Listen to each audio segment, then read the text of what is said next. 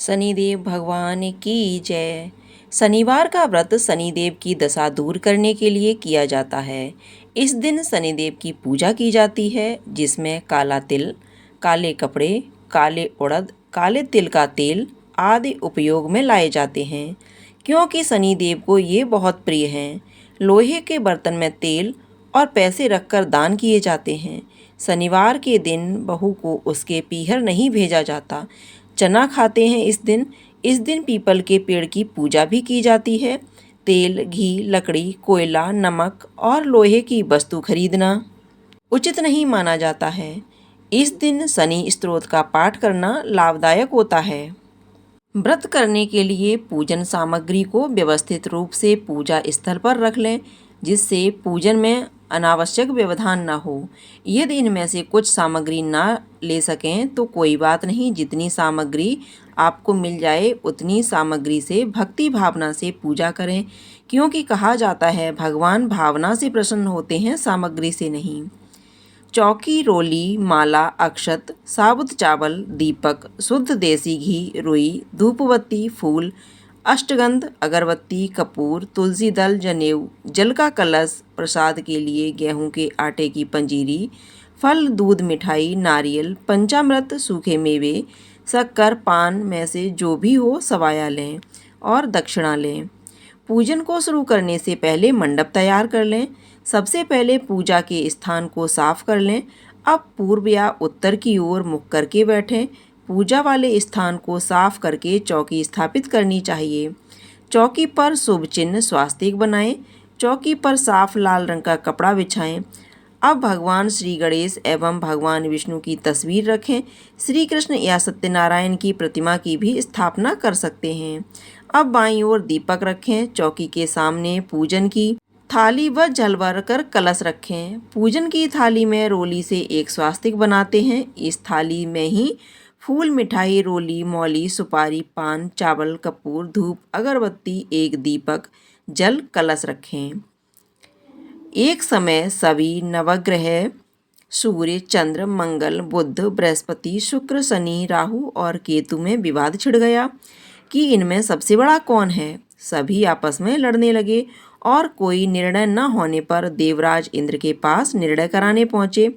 इंद्र इससे घबरा गए और इस निर्णय को देने में अपनी असमर्थता जताई, परंतु उन्होंने कहा कि इस समय पृथ्वी पर राजा विक्रमादित्य हैं, जो कि अति न्यायप्रिय हैं। वे ही इसका निर्णय कर सकते हैं।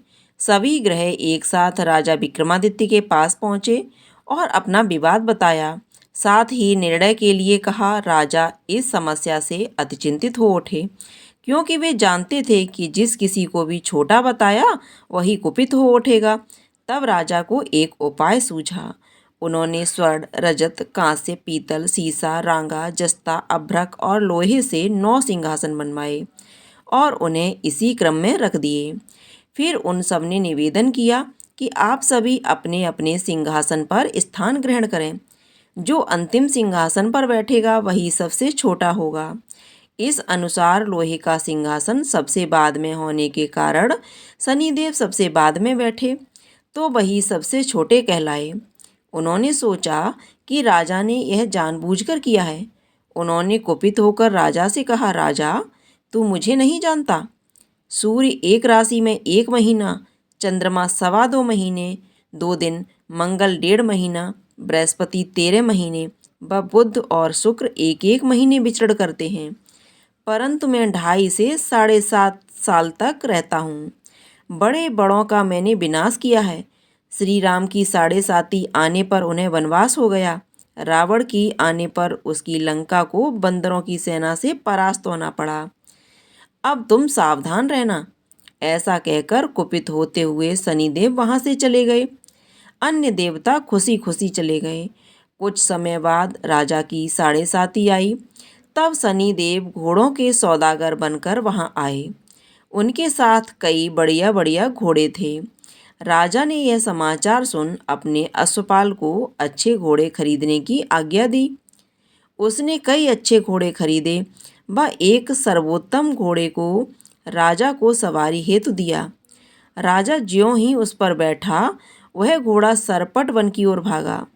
भीषण वन में पहुंचकर वह अंतर्ध्यान हो गया और राजा भूखा प्यासा भटकता रहा।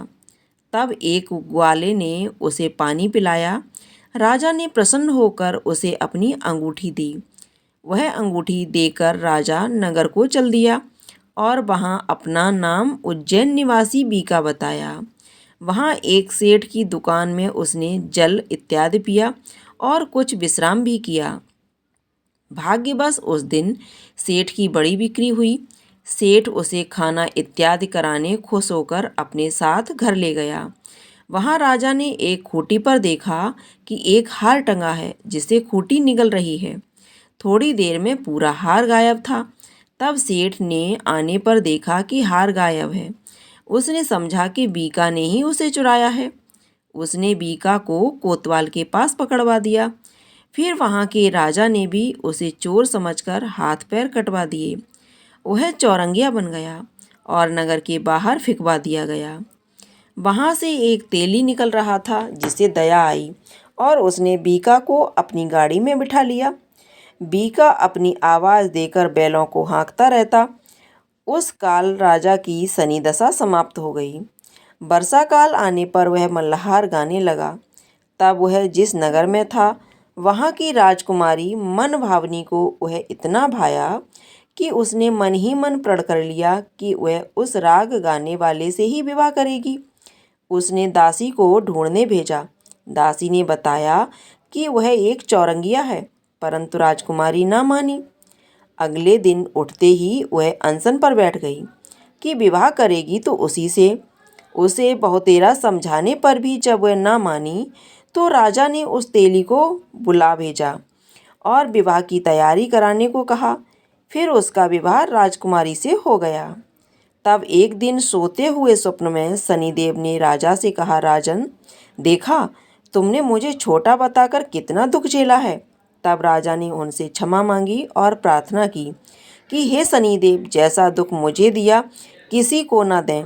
शनिदेव मान गए और कहा, जो मेरी कथा और व्रत करेगा उसे मेरी दशा में कोई दुख नहीं होगा। जो नित्य मेरा ध्यान करेगा और चींटियों को आटा डालेगा उसके सारे मनोरथ पूर्ण होंगे। साथ ही राजा को हाथ पैर भी वापस दिए।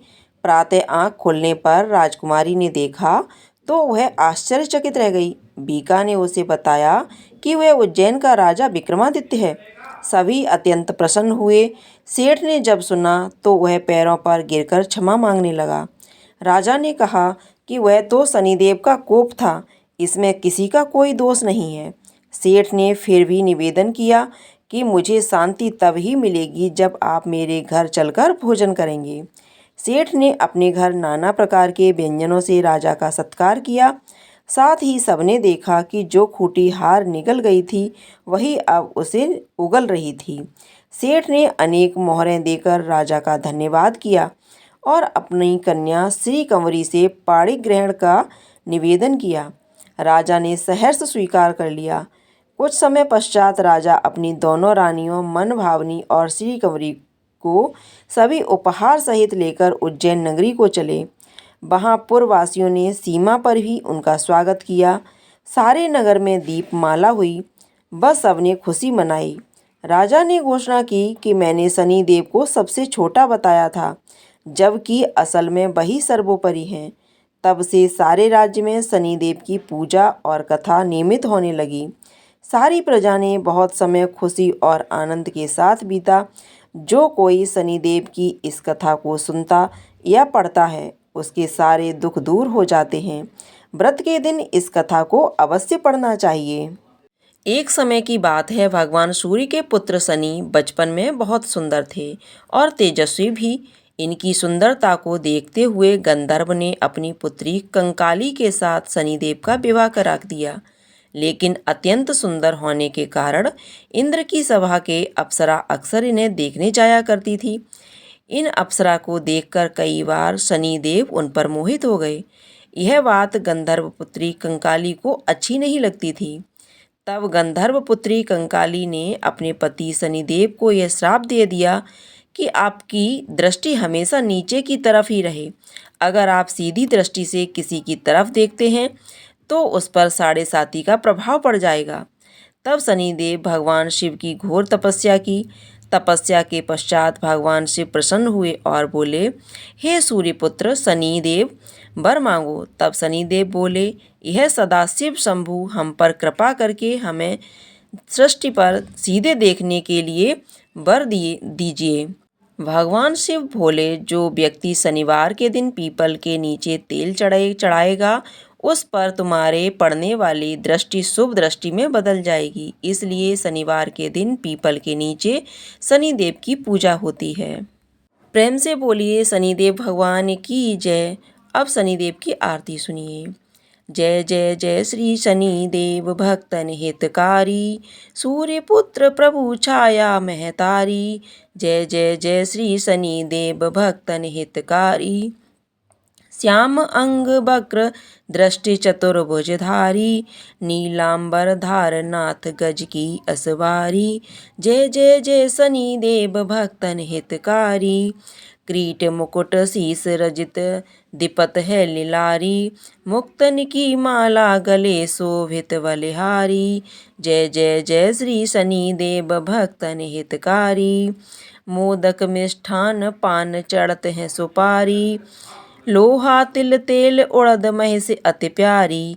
जय जय जय श्री शनिदेव भक्तन हितकारी, देव दनुज ऋषि मुनि सुमिरत नर नारी, विश्वनाथ धरत ध्यान शरण है तुम्हारी। जय जय जय श्री शनिदेव भक्तन हितकारी। शनिदेव भगवान की जय। अगर आपको ये कथा आरती पसंद आई हो, जानकारी अच्छी लगी हो, तो कमेंट बॉक्स में जा कर के शनिदेव भगवान की जय अवश्य लिखिएगा। साथ ही साथ वीडियो को लाइक कीजिएगा, शेयर कीजिएगा। चैनल पर पहली बार देख रहे हैं तो चैनल को सब्सक्राइब कर लीजिएगा। धन्यवाद।